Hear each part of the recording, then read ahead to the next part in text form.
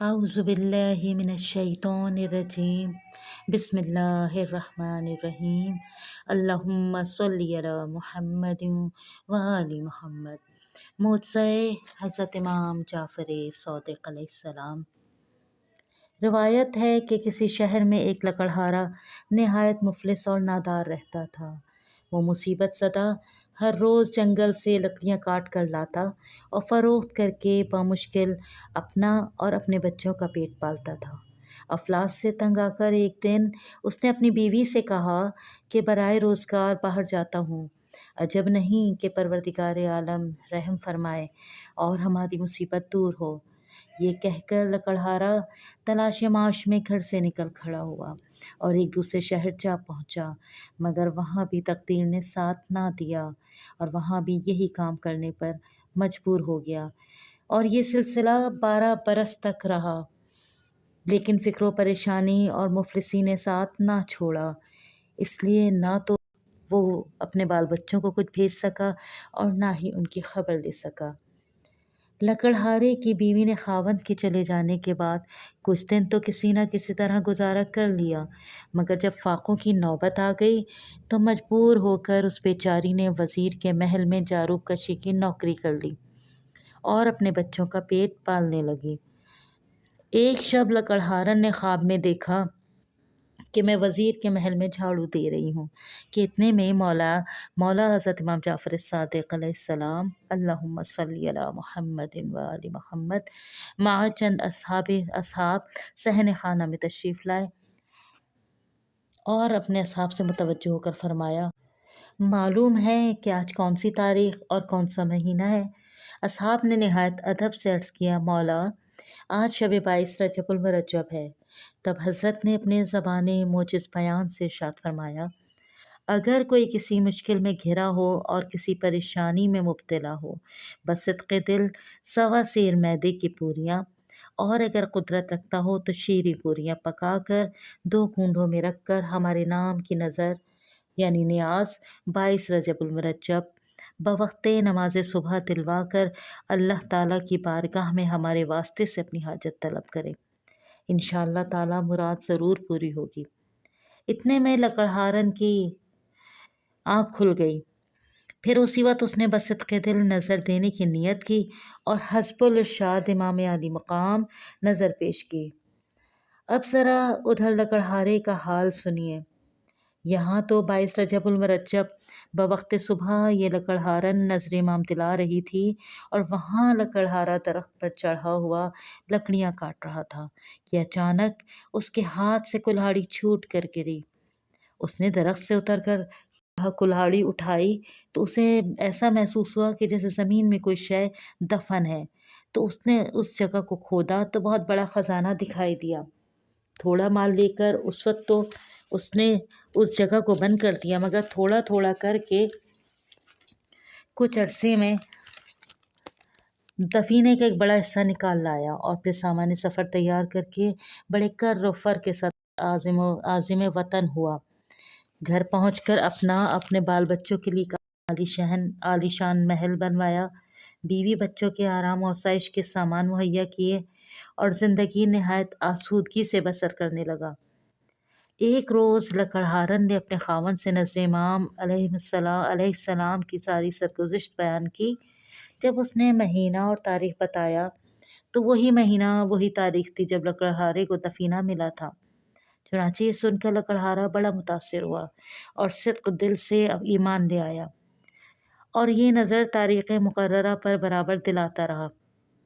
एक मर्तबा वज़ीर की बीवी अपने बाला खाने पर चढ़ी। उसे कुछ दूर पर एक आलीशान मकान नज़र आया, साथ कनीज़ें भी थीं। उसने एक कनीज़ से इस मकान की तरफ इशारा करते हुए पूछा कि ये किसका मकान है। कनीज़ ने जवाब में बताया कि उसी लकड़हारन का मकान है जो कई साल पेशतर हुज़ूर के यहाँ झाड़ू देने पर मामूर थी। ये सुनकर वज़ीर की बीवी ने लकड़हारन को बुलाकर मुफस्सिल हालात दरियाफ़्त किए। लकड़हारन ने सारा हाल बयान कर दिया, जिसमें अपना ख्वाब और कूंडों पर नज़र इमाम अलैहिस्सलाम भी था। वज़ीर आज़म की बीवी को कुछ भी यकीन ना हुआ, बल्कि दिल में ख्याल आया कि ये सब झूठ है। इसके शौहर ने कहीं चोरी या रहज़नी की है कि जिसकी बदौलत ये मालदार हो गई।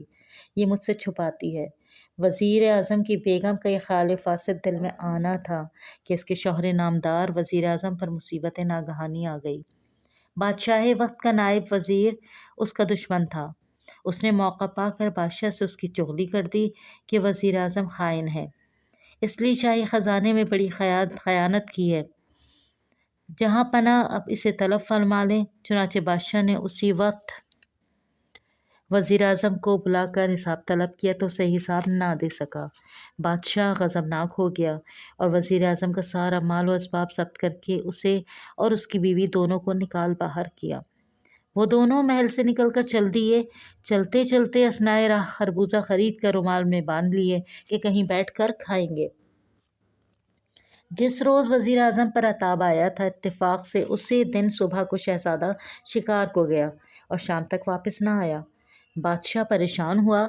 وہی نائب وزیر کہ جس کی وجہ سے وزیر اعظم نکالا گیا تھا، بادشاہ سے بولا، مجھے ایسا معلوم ہوتا ہے کہ معزول وزیر اعظم نے بوجہ دشمنی موقع پا کر شہزادے کو نقصان نہ پہنچا دیا۔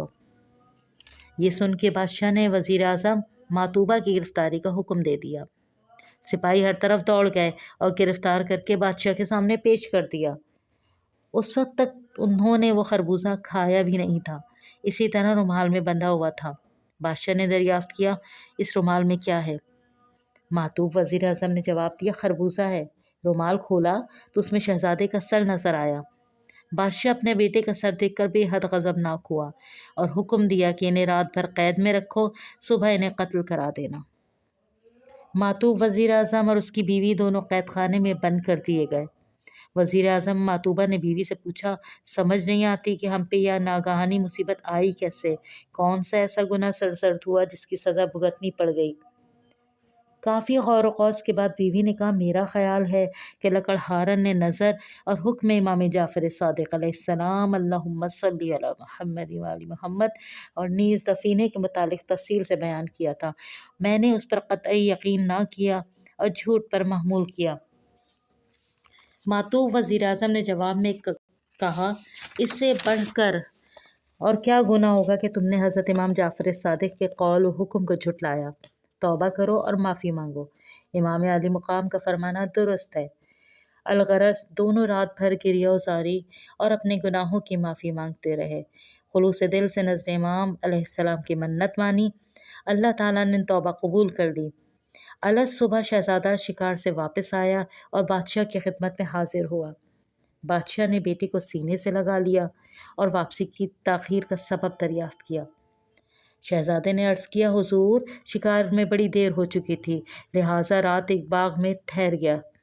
اس کے بعد دونوں قیدیوں ماتوب وزیر اعظم اور اس کی بیوی کو طلب کیا، پھر رومال کو کھلوا کر دیکھا تو وہ خربوزہ تھا۔ بادشاہ سخت متعجب ہوا اور وزیر اعظم ماتوبہ سے دریافت کیا کہ یہ کیا معاملہ ہے۔ ماتوب وزیر اعظم نے جو واقعہ اپنی بیوی سے سنا تھا نہایت تفصیل سے بیان کر دیا۔ پھر بادشاہ نے لکڑہارا اور اس کی عورت کو بلوا کر پوچھ گچھ کی، انہوں نے بھی اول سے آخر تک بیان کر دیا۔